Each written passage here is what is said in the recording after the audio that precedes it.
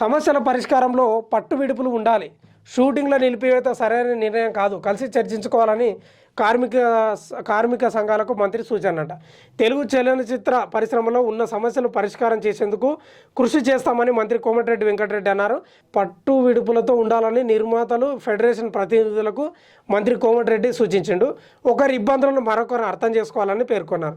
సమస్యల పరిష్కారానికి కమిటీ ఏర్పాటు చేసుకోవాలని నిర్మాతలు ఫెడరేషన్ ప్రతినిధులు మంగళవారం మరోసారి చర్చించుకోవాలని అన్నారు. కార్మికుల సమస్యలు పరిష్కరించాలని దిల్ రాజుకు మంత్రి సూచించారంట.